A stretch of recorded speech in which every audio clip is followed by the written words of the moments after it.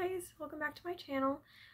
Today I'm going to share what I read in July.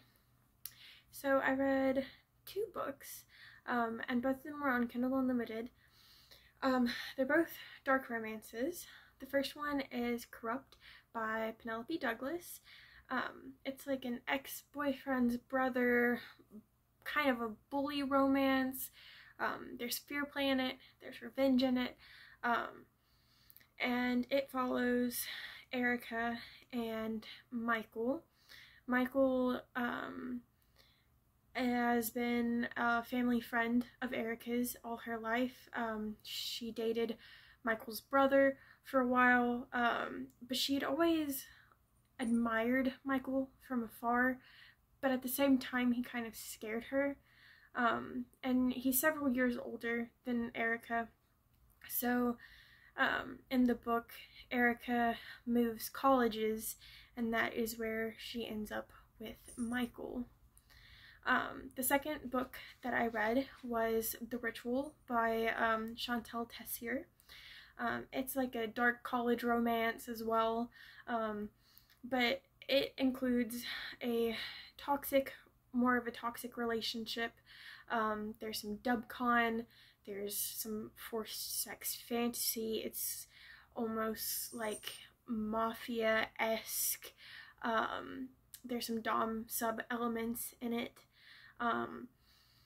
and that follows Blake and Riot. And Riot is part of this organization called the Lords, and it basically is comprised of a bunch of wealthier gentlemen who have all gone to the same college, and they pretty much have it set in life, like they know what they're gonna do, and they have there's the ritual, and they have chosen women. So basically the lords are not allowed to have sex from the time they enter college up until their senior year, and so during the ritual they decide they're chosen who they are allowed to have sex with, and like a lot of them are in arranged marriages and things like that. So I would rate both of those books 4 out of 5 stars. They're both pretty dark. Obviously there are trigger warnings. It's not for everybody. But the rest of the stuff that I have read this past month are all fanfics.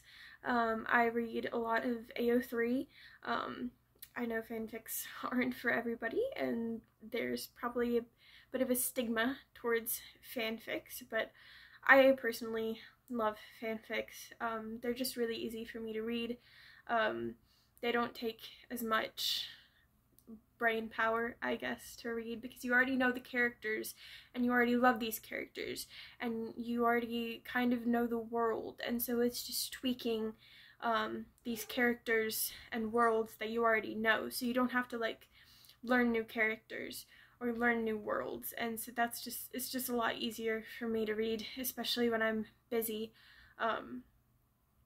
So one of the fics that I read was called These Eyes of Mine I Can See, and it is a Naruto fanfic.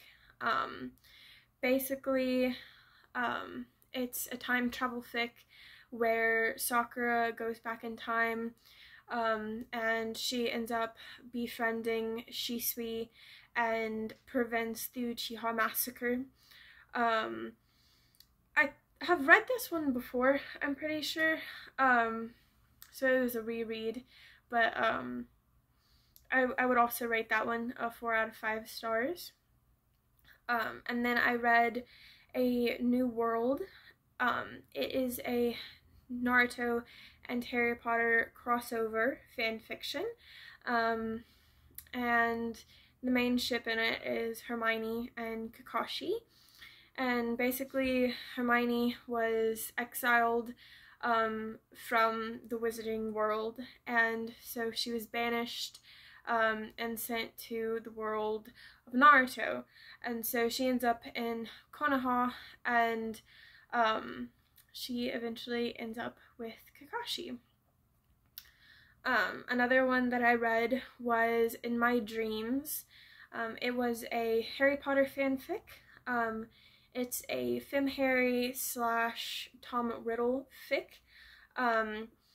So in this fic, whenever Eden, who is Fem Harry, goes to sleep at Hogwarts, she ends up somehow in the 1940s with Tom Riddle when he was in school. And so they end up befriending each other. I think the first time that they meet, Tom Riddle is like 14 or 15, and then Eden is either 11 or 12, I think. And so they become friends and eventually lovers. So yeah, there's that. And then I read In the Afterlight. It is a Twilight Rewrite, and so it incorporated more horror into Twilight. It gave a bit of a more fleshed out Bella. She has more of a backbone, and she's an artist, and it shows a lot healthier of a relationship and romance than the original Twilight does. I also read Sing to Scars by Tuesdayspectacular. It's another Harry Potter fic. It is a Fem Harry / Severus Snape. It is very dark. Definitely a dead dove do not eat. So basically the premise is Fem Harry, who still goes by Harry, she was violated by Voldemort whenever she was taken from the Triwizard Tournament, and she struggles after that, and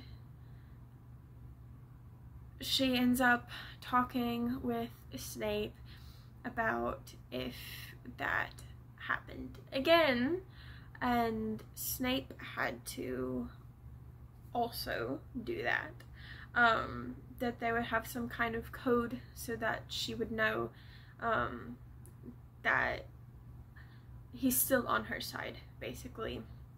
And so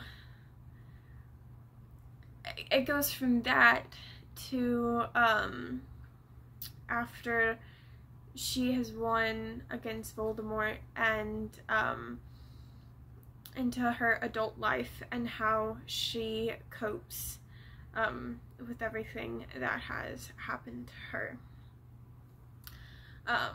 Like I said, very dark, not for everyone, but yeah. Another one that I read was Midnight Confessions by Junediaries. It is a Dramini. It is a wartime fic. They are in a safe house. Ron is dead. Harry is paralyzed, and at first they have been told that Draco is in the attic, but because no one has seen him come down, they don't really believe that he's there at first. And then gradually Draco starts going downstairs and interacting with Hermione, and eventually it grows into a relationship. There are some trigger warnings for that one besides just like wartime and everything like that. Hermione is struggling with a binge eating disorder, so if you do decide to read it, just be aware of that. Another fic that I read is Meddle Not by Fictionallizzy. It is another Dramini. In this one, Draco and Hermione go back to Hogwarts for 8th year, and they end up falling in love, and they get married, and they've kept it a secret from Draco's parents until Lucius falls sick, and they have to go back to London, not London, but they have to go back to Britain and to take care of Lucius, and then Hermione ends up leaving Draco. I wonder why. And then the story is set 5 years from the time Hermione left Draco, and they are now both working as professors at Hogwarts, and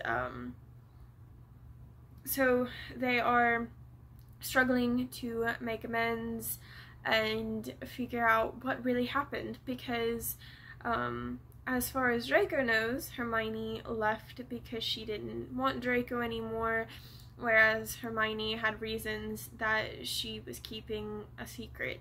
So it was really good. And then I read some collections of one-shots by snickiebear. They are all Naruto fanfics. I love snickiebear's writing. It's very poetic, and I have liked pretty much everything that I have read by them. So I read So Come Meet Me in the Garden Where Angels Sing, and that one is a collection of Sakura and Shikamaru fics. There's one in that collection, and it's Sakura, Shikamaru, and Sai, and I think that one was my favorite.